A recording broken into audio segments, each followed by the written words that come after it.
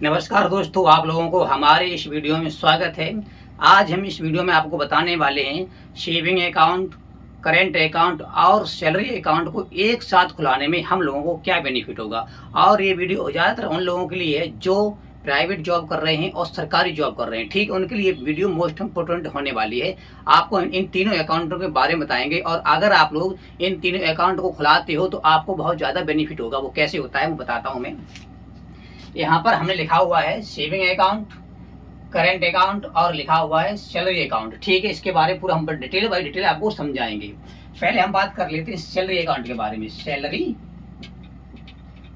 Account के बारे में। ठीक है, अकाउंट के बारे में सैलरी अकाउंट। ठीक है, यहाँ पे मैंने सैलरी अकाउंट ये कर दिया। अब मैं क्या कम करते हैं, अब मैं करते हैं यहाँ पर ये दो कॉलम, एक ये कॉलम हो गया, एक ये कॉलम हो गया। हम यहाँ पर कर रहे हैं सेविंग अकाउंट। ठीक है, हम यहाँ पे हमने कर दिया सेविंग अकाउंट, यहाँ पर हमने सेविंग अकाउंट कर दिया है और हमने यहाँ पर कर दिया है करेंट अकाउंट, करेंट अकाउंट।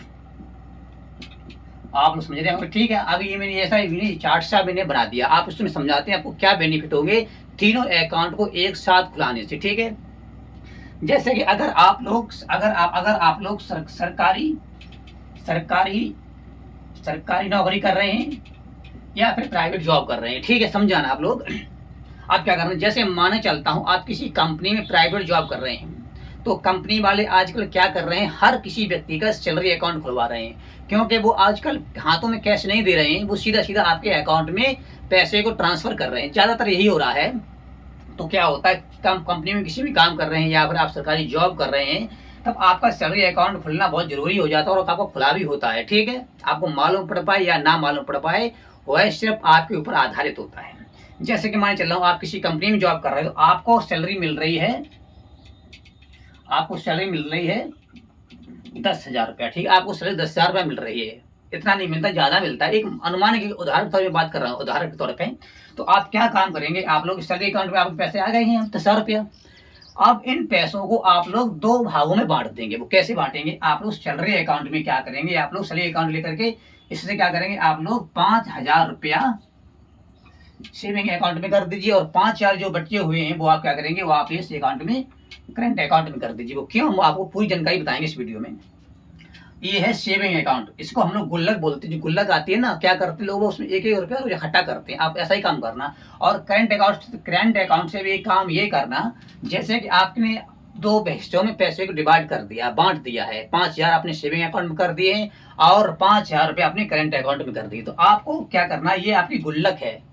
ठीक है, आप इसमें पैसे डल गए तो डल गए, वो निकालना नहीं है आपको सेव कर देना है। ठीक है, और आप इसमें क्या करेंगे, करंट अकाउंट में इसमें आप लोग रोज की जिंदगी होती है, जैसे कि आप सब्जी हो गई, जैसे सब्जी हो गई, या फिर घर का खर्चा हो गया, हारी बीमारी हो गई है, या कुछ और काम कर रहे हैं, या फिर आप लोग कहीं पर ट्रेवल करने जा रहे हैं, घूमने के लिए जा रहे हैं, तो आप लोग इस अकाउंट का इस्तेमाल करेंगे। किसका, करंट अकाउंट का, क्योंकि इसमें बेनिफिट होता है और इसमें ट्रांजेक्शन की लिमिट नहीं होती। आप जितना चाहो पैसे भेज सकते हो, लेकिन इसमें लिमिट होती है। और लेकिन इसमें आपको ब्याज मिलता है सेविंग अकाउंट में, और करंट अकाउंट में आपको ब्याज नहीं मिलता। ठीक है, तो आप क्या करेंगे, इसमें पैसे को सेव कर लेंगे जो जिससे आपको ब्याज मिलता रहे। और इसमें क्या करेंगे, आपको जो ट्रांजेक्शन होता है उसकी लिमिट नहीं होती है, आप जितना चाहो पैसे भेज सकते हो, मंगवा सकते हो। ठीक है, तो जो रोज की जिंदगी है, जो हमने बताया है, घर के खर्चे हैं, अगर आप रूम ले रहे हो या फिर आपका रेंट पे मकान है या फिर आपने कहीं पे EMI किया हुआ है, कुछ भी XYZ किया है, तो आप लोग क्या करेंगे, करंट अकाउंट के जरिए से आप लोग उस चीज को पेमेंट करेंगे। ठीक है, इसमें हम लोग को ये बेनिफिट होता है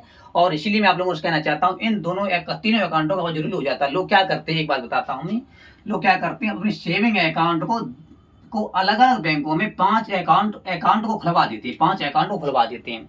तो क्या करते हैं मालूम, बोलो क्या करते हैं, वो ये काम करते हैं, उन्होंने अपने 5 सेविंग अकाउंट 5 खुलवा दिए हैं।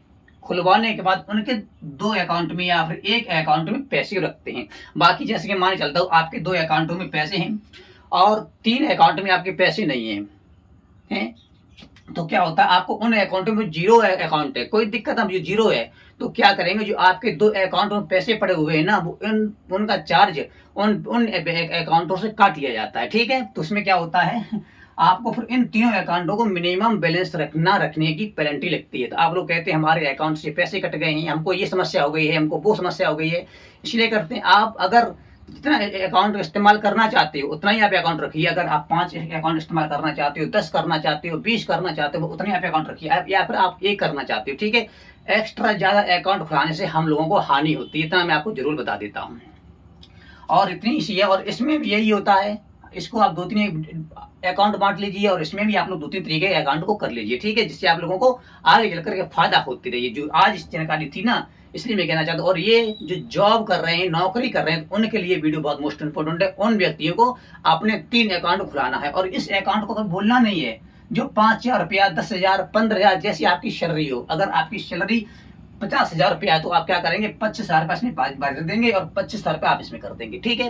25 कर सकते हो, 30 कर सकते हो, उस तरफ आपके ऊपर आधारित है। आप कितना करना चाहते हो वो आपके ऊपर है, ठीक है। हम ये नहीं कर रहे हैं आप 25 कर दो, आप जितना करना चाहते हो 10,000, 20,000 आपके ऊपर होता है। अगर आपकी 1 लाख रुपया सैलरी है मंथली पे, तो आप लोग उसमें अपने हिसाब से कर लीजिए, क्योंकि बहुत ज़्यादा खर्चा भी हो जाते हैं, दिक्कतें भी आती हैं हम लोगों को, इसलिए कर रहा हूँ मैं। और इसीलिए कहता हूँ आप लोगों को 3 अकाउंट खुलाना बहुत जरूरी हो जाता है। आप इसको डबल खुलवा लीजिए, ट्रिपल खुलवा लीजिए, इसमें कोई दिक्कत नहीं होती है। लेकिन भारतीय रिजर्व बैंक ने ऐसा कोई पाबंद भी नहीं लगाया है, आप जितने चाहो अपने अकाउंट को खुला सकते हो, ठीक है, इसमें कोई वो नहीं है। लेकिन अगर उसमें मिनिमम बैलेंस नहीं रखोगे तो आपको ही नुकसान होता है। मैं इतनी आप बात जरूर करना चाहता हूँ और मैंने आप लोगों को बताया भी है। इसलिए आज मेरा टॉपिक था 3 अकाउंटों के बारे में। इन तीनों अकाउंट में हम लोगों को एक बेनिफिट होता है। इसमें क्या होगा, इसमें सीधी सैलरी आ जाएगी और उसके बाद इसमें सेव हो जाएगा और इसमें आप लोग रोज का रोज जिंदगी जिएंगे, खर्चा करेंगे सब्जी के लिए, हर बीमारी के लिए, कि ट्रैवल कर रहे हैं, कुछ भी कर सकते हो आप इस अकाउंट के माध्यम से, करंट अकाउंट के माध्यम से आप लोग कर सकते हैं, ठीक है।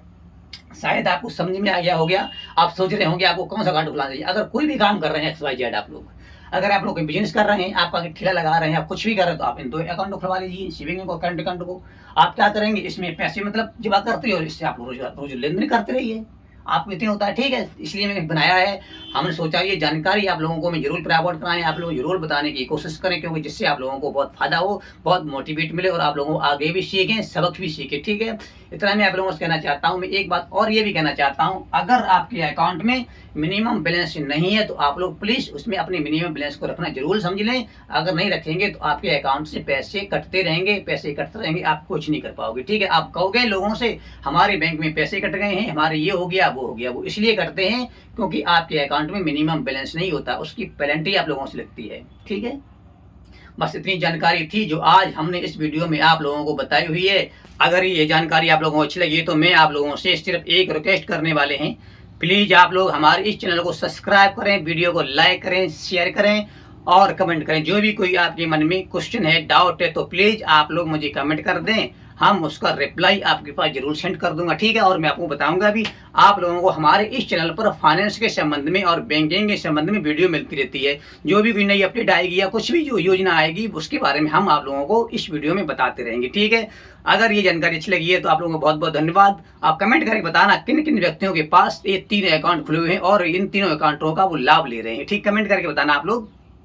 अगर नहीं आपके पास 3 अकाउंट तो प्लीज आप लोग इन तीनों अकाउंट खुलवाइए और अपना काम करिए, ठीक है। अगर फिर मिलते हैं आप लोगों को मैं नेक्स्ट वीडियो में। आप सभी लोगों को हमारी तरफ से जय हिंद, जय भारत।